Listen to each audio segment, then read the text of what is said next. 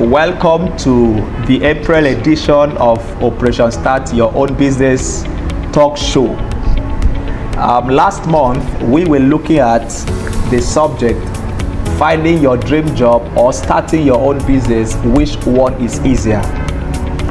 And this very month edition, we will be looking at the acronym of START. What we mean when we say start your own business, the how. We will not just tell you what to do. We will not just let you know the importance of starting your own business. We want to narrow it down to the how to start.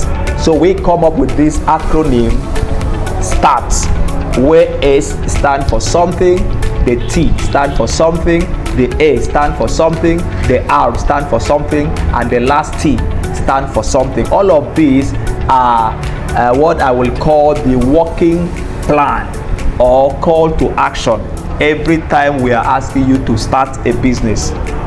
Of course, we looked at it in our last edition that it is possible for some people to just finish school and then job is waiting for them.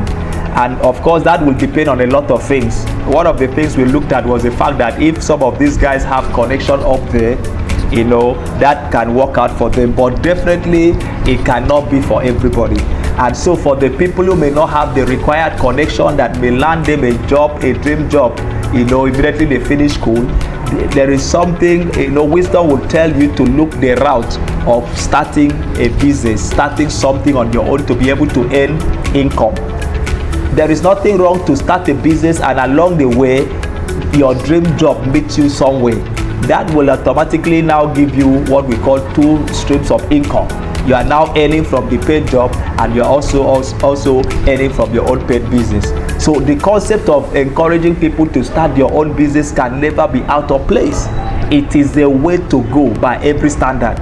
Even when you seem to be having a well-paid job, wisdom will tell you that putting all your egg in one basket is not safe. You should be able to have some other streams of income.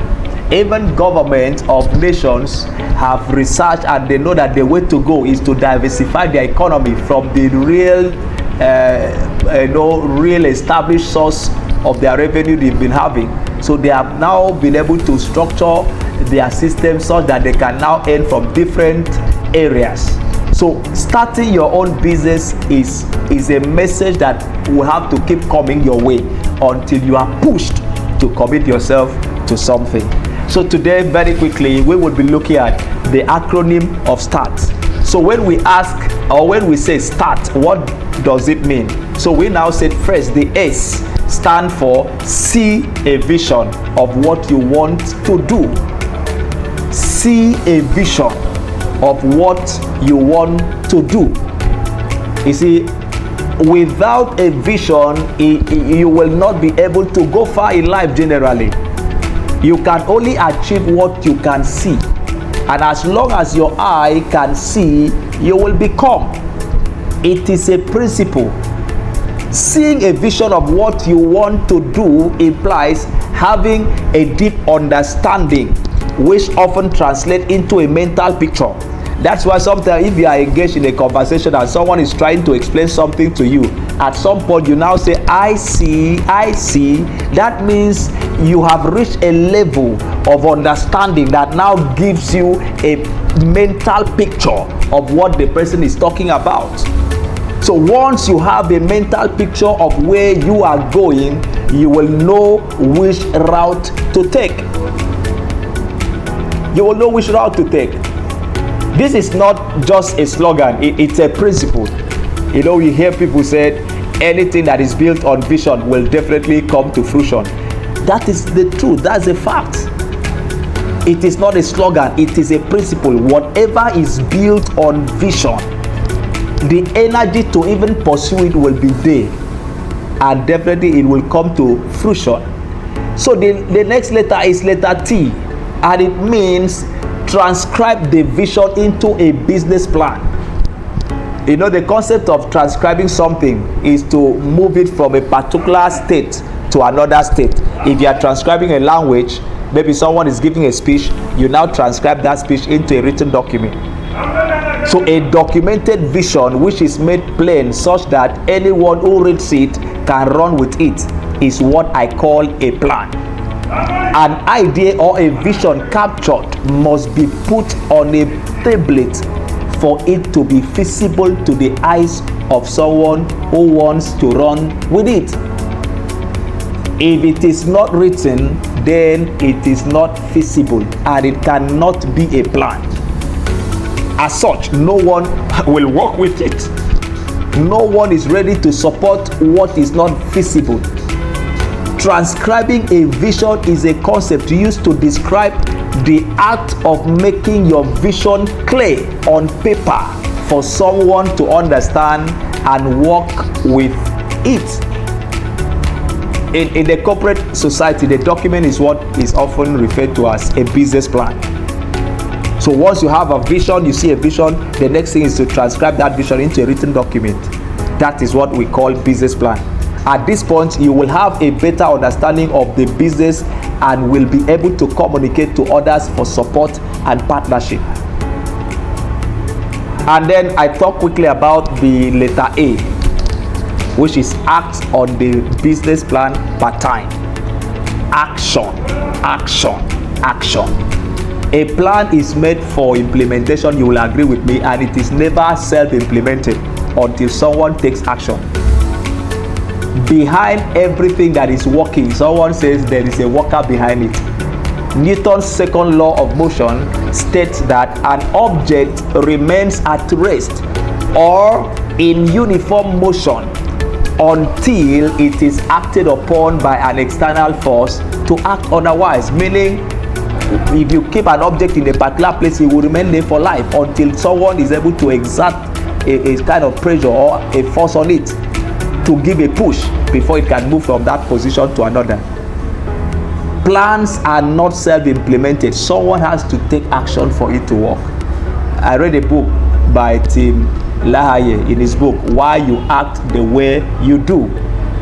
He says to the job seekers, don't plan to sit back after you have prayed about it and expect God to send down a job on a white cloud. Prayer usually motivates us to do something. That's what he says in his book. Like if you are looking for a job, after you have prayed to God for a job, prayer will now push you to now start looking into the want heart, check newspaper, listen to news, ask questions, move around if you have to, search jobs for online just to get a job. Likewise, a plan or a vision, if made plain on paper, will compel one to take appropriate action by doing something about it and running with it.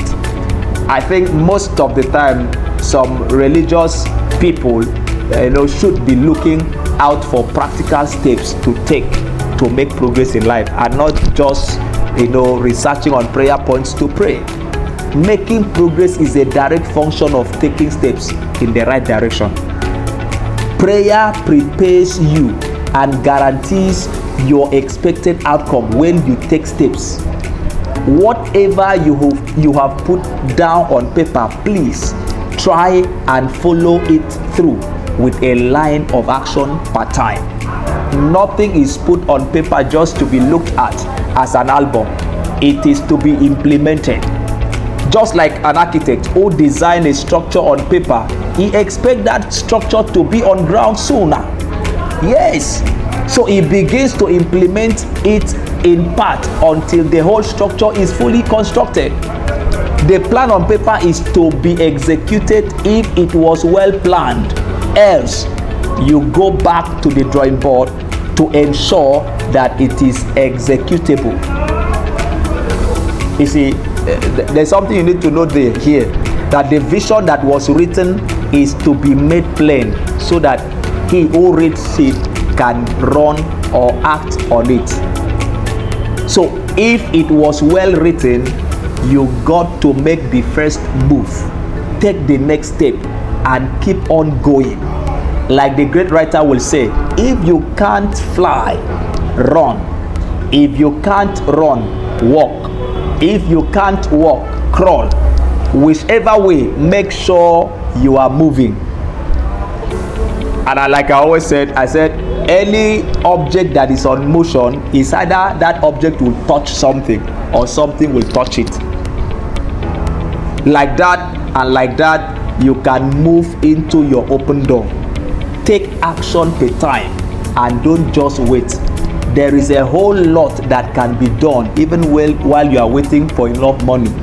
In the interim, while waiting for money, do something. Quickly, we talk about the R, letter R.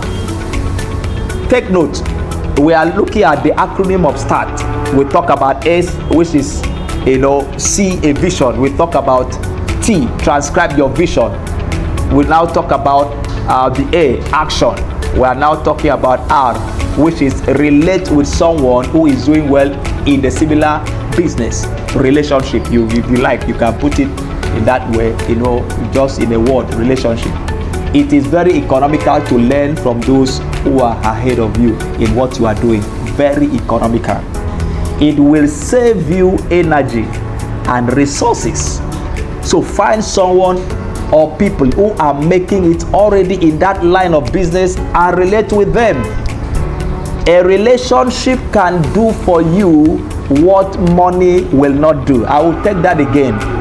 A relationship can do for you what money will not do.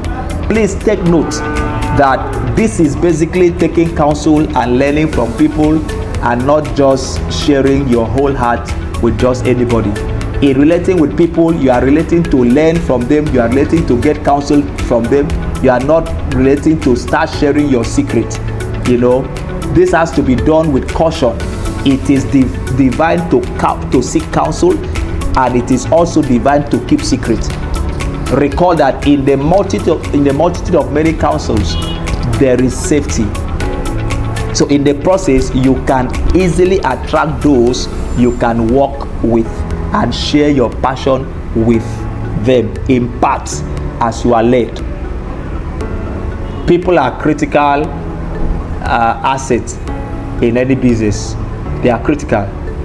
So respect that and value them. When you talk with like minds, you will know.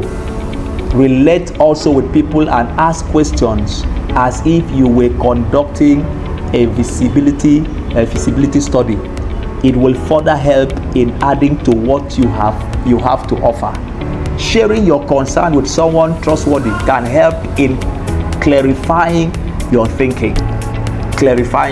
I have one or two experiences where it seems as if my vision was so ambiguous until I shared with someone of like minds, and he was able to clarify and classify my thought. So sharing it, relating with people by way of sharing your concerns with someone trustworthy can help clarify your thinking. Now the last letter T. Taste the business, or you said run the plan and take note of what to adjust in the plan. Just like in the case of experimenting with the market to know what actually needs to be adjusted, this requires that you test the business model hypothesis to verify the viability of the plan. You have had the concept of testing the water. When you are in the deep water, you don't just throw yourself inside. You put your one leg and be shifting inside to be able to test the depth of it. Researchers call it lean experimentation, which allows the entrepreneur to resolve risk quickly and with limited resource expenditure. They rely on what is called minimum viable product. I think that's what they call it, minimum viable product. That is the smallest possible set of activities required to rigorously test the plan. They just mark out a particular capital and they know what to do with that capital. They know they are test running it. Even if that capital is swallowed, they were prepared for it. So the smallest possible set of activities required to rigorously test the plan. They also expend only on resources required to meet a given milestone. They don't go beyond their budget. They don't want to take so much money into it. They know that this is test running process. It can fail, it might succeed. So the resources assigned to it is limited. So they will expend only on resources required to meet a given milestone before expecting to commit resources to achieve the next milestone. With the above, I can assure you, the A, start seeing a vision, transcribe your vision into a workable document, business plan, taking action, relating with people, and then test running the business. With the above fundamental steps, you have already started a business and no longer just a startup, because the business has left the ground level. One of the major reasons why financial institutions don't seem to finance startups is because they expect the business to have been test run first, so that the business owner will bear the initial risk. At the starting stage of a business, there will definitely be risk situation and experiences where mistakes are observed and the expected profit is not obtained. These are the things the business owners is expected on his own to experience first and correct at his own cost by himself. Nobody is willing to associate with entrepreneur at this point, because what he is offering has not come to fruition yet. But as an entrepreneur, if you are able to survive through this stage by lifting the business idea off the ground level all by yourself to be visible to human eyes through the instrumentality of the above acronym I've given to you, start, then the business idea is yours. I said to somebody, I said, any idea that you are unable to lift up above the ground level by yourself is not your own idea. Drop it, or you research some more. You need to show tangible progress, even if it's not too tangible, but to an extent, before you are able to attract resources. One of my crayfish business that I did, I think I was able to, on my own, with the little resources I put together, I was able to design what I call a demo product, and it was the demo product I was using to now look for investors. So you should be able to, on your own, come up with a demo before people will now see, clearly what you have, to offer. You need to put up that on your own. So any idea that you are unable to lift up above the ground level, maybe if it requires that you have a demo product and you are not able to have that demo product by yourself, it is not your own idea. You have to drop it. You need to show some level of progress before you are able to attract resources. At least you should be able to start and then keep some record of what you have spent and get to know how much it will even take for you to expand the business. These are the things that are so important that investors also want to look at. That is basically part of the expenses you are expected to have. What will it cost you to come up with a product, a unit of it? You have the record. I remember when I made an attempt, then to access funds from various platforms, one of the things they always ask, for was my sales record and business plan. They often require this document to verify the existence and the track records, record of the business. They want to be sure if the business has actually left the ground level, that is not just an idea, So you need to do that. And I want to round up with this in conclusion. You have to do your groundwork. Do your groundwork well. As urgent as it might be necessary to start any venture, you want to just quickly start and then enter the market. Always spend some time to prepare and do your groundwork very well. Because if what you have to offer is not unique and tangible enough, people may not respond as expected. In life, generally, when you have what to offer, people will always gather. You will not need to compel or trick them to respond. They will just respond even at the little effort you put to make them aware. If you can spend time doing the groundwork well, then you will enjoy the outcome in a grand style. Friends, please spend some time to research and survey to ensure that the value you generate is so real and tangible, so much so that people cannot ignore it. Rather, they will always be willing to pay the price for it. Once your value is so tangible to a point that people are willing to pay for it, then you know that you are in business. Once again, I want to say thank you for your audience, and that is how much we can take for today. This is Operation Start Your Own Business Talk Show. Thank you for your audience. God bless you. Till we meet again next month.